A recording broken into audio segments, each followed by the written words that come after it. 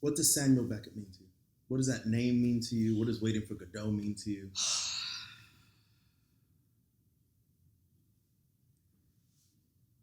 Samuel Beckett is kin for me, which, yeah, I have to own my truth. It was an emotional response, first and foremost.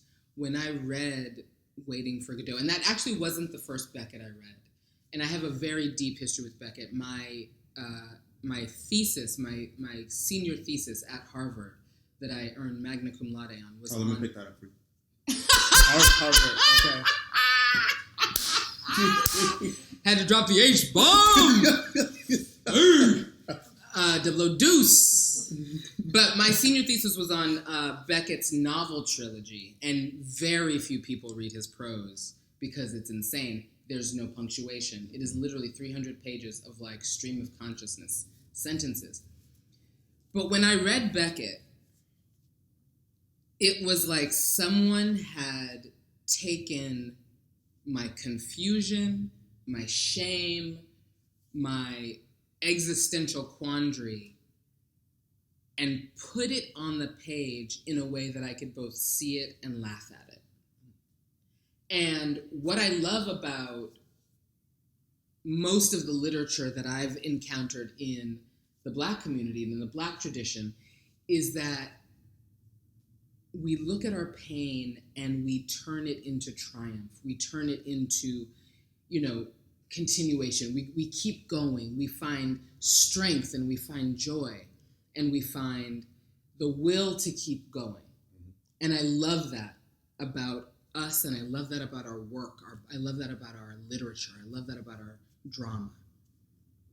And as a young person in college, when I read this Irish, white, mid-20th century writer, I found someone who was like, oh no, I'm going to talk about giving up all the time.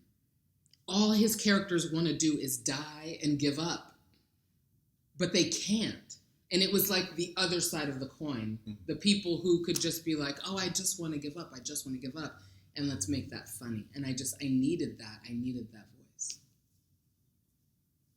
That's why I know the Bible. I've read the Bible from cover to cover 9 times. You've read it from cover to cover? Yes. Genesis, Exodus, Leviticus, Numbers, Deuteronomy, Joshua, Judges, Ruth, 1 Samuel, 2 Samuel, 1 Kings, 2 Kings, 1 and 2 Samuel, 1 and 2 Kings, 1 and 2 Chronicles, Ezra, Nehemiah, Esther. I'm losing it. I was going to be scared. I can do Matthew, Mark, Luke, John, Acts, Romans, Galatians, Ephesians, Philippians, Colossians.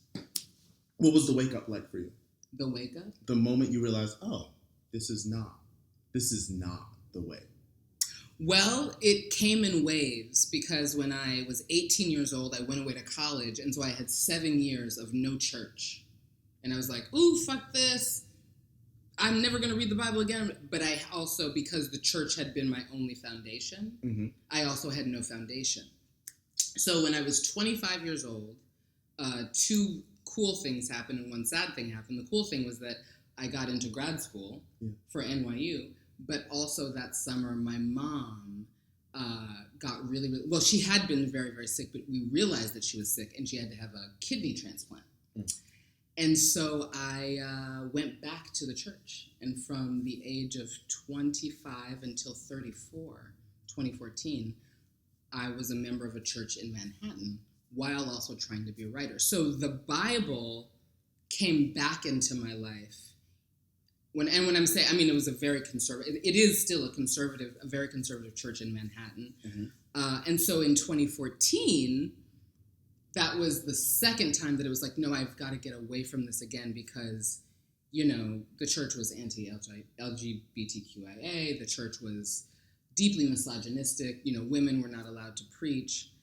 And I had this idea of this play that was rattling around in my head, and I had been writing it, and, several friends at the church knew that I was deeply conflicted because the language in the play, Passover is my final attempt at saying the sacred and the profane, there is no boundary. And it's been theologically an opportunity for me to